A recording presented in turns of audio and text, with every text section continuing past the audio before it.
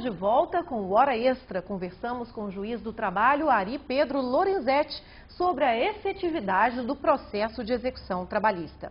Doutor Ari, eu havia feito uma pergunta no bloco anterior sobre a conciliação. Se ela não seria prejudicial ao trabalhador quando o juiz constata a aparente solvência do devedor. A conciliação, na verdade, ela tem múltiplos aspectos. Normalmente, a conciliação é uma solução que as partes encontram e que é favorável para ambas as partes. Essa solvência do devedor, ela pode ser relativa e o trabalhador pode se enganar quanto a essa solvência, porque às vezes ele vê o patrimônio visível, aparente, e não vê eventuais dívidas que existam por trás dele. Então, a conciliação verdadeira, aquela em que as partes buscam uma efetiva solução de comum acordo, de uma solução conjunta, ela normalmente é benéfica para o trabalhador, mesmo porque é nos casos de solvência que interessa ao trabalhador uma solução conciliada, que a solução se torne efetiva.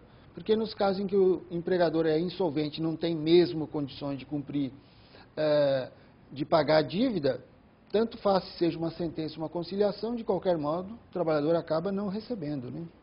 Doutor Ari, a exigência de certidão negativa do crédito trabalhista, como já acontece na seara previdenciária e tributária, não estimularia o empregador a sempre ficar atento com a quitação dos direitos de seus empregados?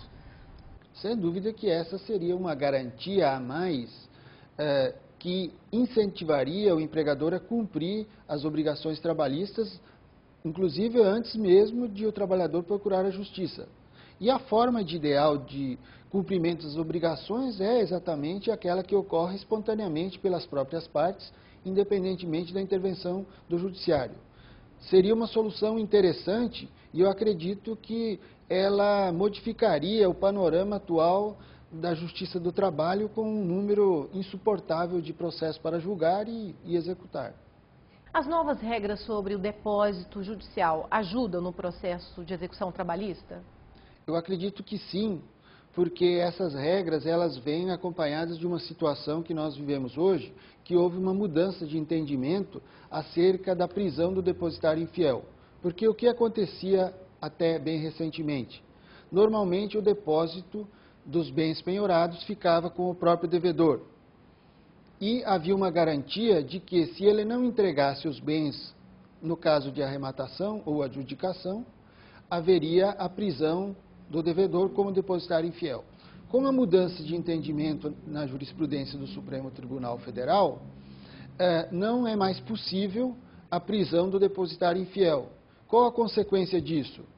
O depositário, sendo o devedor, ele poderia sumir com os bens e não sofreria sanção nenhuma. Além disso, tem um outro aspecto benéfico. Não podendo ser os bens depositados com o próprio devedor, ou garantindo ao credor que ele concorde ou não, isso faz com que automaticamente sejam removidos esses bens da posse do devedor. E isso repercute diretamente na sua disposição de cumprir a dívida, porque se ele não tem mais a posse dos bens, ele já sofre os efeitos da execução imediatamente, antes mesmo da própria expropriação desses bens. Por isso que as novas regras acerca do depósito judicial na execução, elas têm um efeito imediato e muito importante na execução trabalhista. Doutor Ari, a jurisdição executiva exige uma percepção diferente do magistrado? Que orientação o senhor daria hoje para o magistrado em início de carreira? A jurisdição executiva ou a execução, ela exige uma competência distinta do processo de conhecimento. Por quê? Porque no processo de conhecimento nós trabalhamos meramente com conceitos jurídicos. Fatos, mas fatos provados nos autos e fatos que podem ser presumidos. Na execução, a presunção não resolve nada. Por quê? Nós precisamos sair dos fatos ou dos autos do processo para a realidade. Nós temos que transformar aquilo que é decisão, aquilo que é comando, em atos concretos. E para isso exige do magistrado que ele sempre se antecipe a eventuais manobras do devedor que normalmente acontecem. Então ele tem que adotar medidas para evitar que esse devedor fuja à sua obrigação de cumprir essa obrigação, aos novos magistrados. Importante estabelecer que o objetivo da justiça, quando ela adota medidas, quando ela comina sanções, não é aplicar essas sanções. Tanto que o primeiro, se me fosse dado dar conselhos, eu diria que o primeiro conselho é o seguinte: o objetivo não é pegar o devedor de surpresa, não é surpreendê-lo com alguma multa, não, o contrário.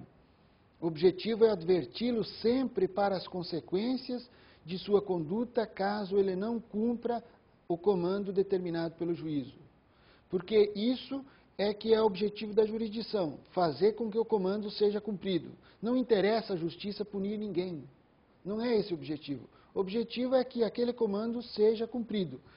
Se o juiz se vale dos poderes sancionatórios, é justamente para obter aquele resultado que é o quê? O cumprimento da obrigação constante e reconhecido na sentença. Doutor Ari, muito obrigada por mais essa participação aqui no Hora Extra. Eu agradeço mais uma vez a oportunidade, uma vez que o tema é palpitante e tem inúmeros enfoques e nós precisamos continuar discutindo esse assunto. O Hora Extra termina por aqui. Até a próxima!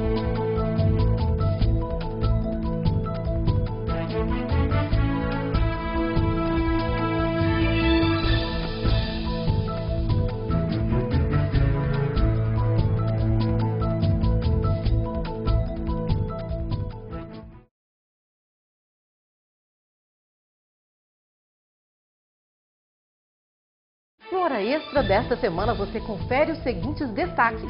Aumentou em 15% o número de ações que ingressaram no primeiro grau da Justiça do Trabalho em Goiás. O Fique Sabendo traz matérias sobre a responsabilidade da administração pública na terceirização. E no quadro de entrevistas, o juiz Ari Pedro Lorenzetti fala sobre a efetividade do processo de execução. Não perca!